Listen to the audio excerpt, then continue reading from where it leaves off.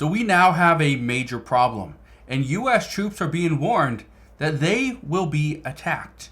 Yes, this is true. We are hearing more and more reports from Pentagon officials and from people inside the White House that are saying that U.S. troops are about to be attacked, and they are getting prepared for it. I will address where this is coming from, why this is all happening right now, but keep in mind, we have been warned in the past that if an attack occurred, it's going to happen likely between December 22nd and January 1st. That's when we were being told an attack would likely happen. Now, it's looking like this is becoming true and a new reality. So, I will address what's going on, what this means to the American people, and what this means to our troops overseas. So, make sure you stick around for this entire video. All I ask is one thing, takes 2 seconds. Go ahead, hit that like button if you enjoy these daily updates. And now, let's begin.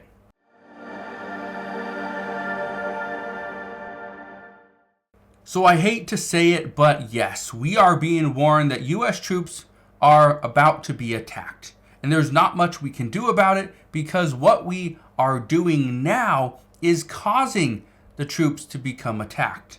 Here's what's going on. This is an article from Newsweek that just came out today. It says U.S. troops warned of imminent attack. Now, I want to read a little bit from this article because this will paint a very clear picture as to why U.S. troops are now worried that attacks are coming. Look at this.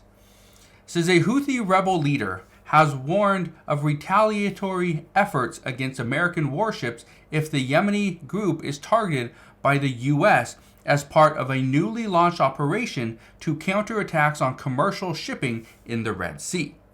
Now, there is a new partnership. It's a group of about 19 countries. The United States is one of them.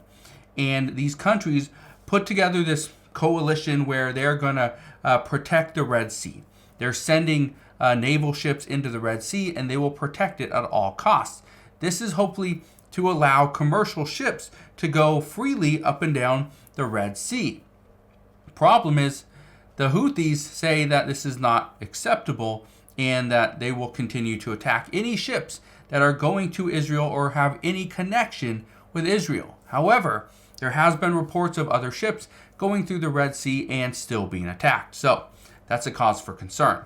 It says the warning comes a day after Houthi rebels based in Yemen attacked 2 commercial shipping vessels south of the Red Sea.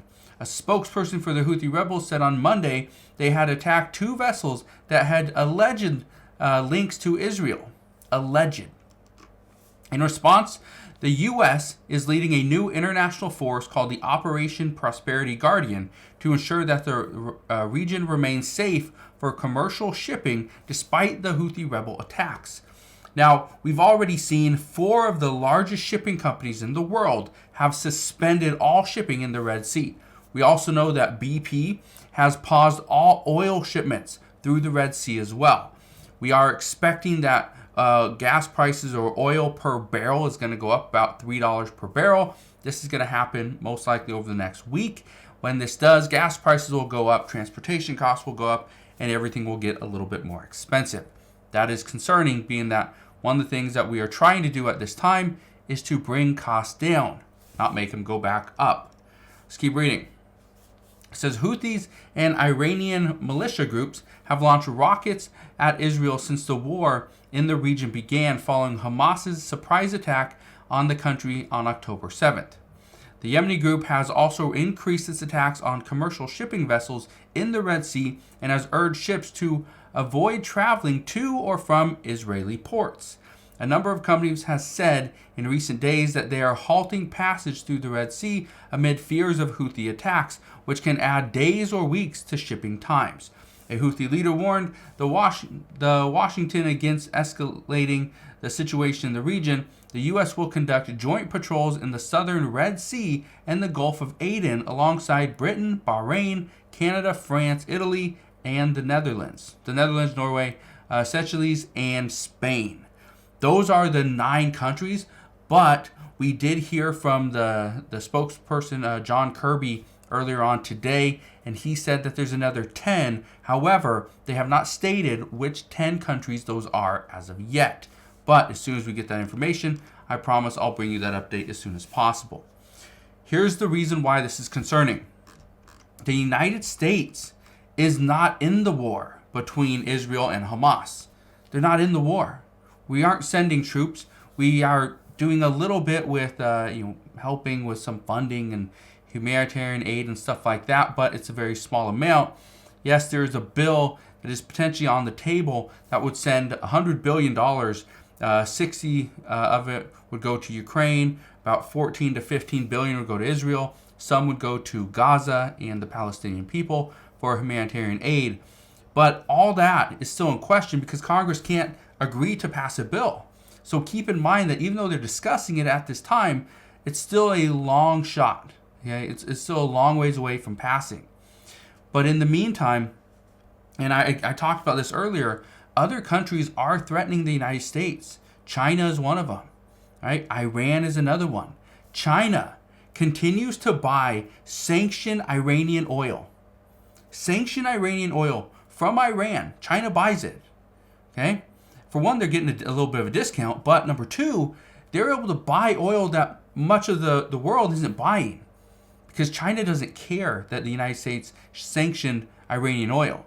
They continue to buy it. By China buying this oil, it's giving Iran additional funding to go out and fund these other militia groups like Hamas, like Hezbollah, and like the Houthis. So this is very problematic that China is actually going against what most of the world is doing. And they're doing it because, well, they can't. They're China. They don't care. And if you watch the video that I talked about, or that I did earlier, and I talked about how China is pretty much threatening the United States with the war. Because they are saying that at some point, and they don't know when, they are going to try to reunify with Taiwan with mainland China. And if that happens, what the United States has said and what President Biden has stated is that if they try to invade Taiwan or there's any type of attack on Taiwan, the United States will step in and they will protect Taiwan just as if they were part of the United States. So again, keep in mind, we are getting closer to this, what many people are calling a world war, but others are saying this is just going to be an escalation of war. Either way, it means war. So, just wanted to fill you in on what's going on at this time. I've heard from a lot of people, they're very concerned about their loved ones overseas, and I understand why. The United States, especially the Biden administration, isn't stepping forward. And according to the Pentagon, they say they have given President Biden multiple options as to providing different attacks to prevent these additional drone strikes on our military. However, President Biden has opted for the least effective option each and every time. So we'll see what happens moving forward, but as of right now, that is what we know. So again, just want to thank you guys for watching. If you got any questions whatsoever, ask your questions down in the comment section below. Consider subscribing so you never miss an update, and I'll see you guys on the next one.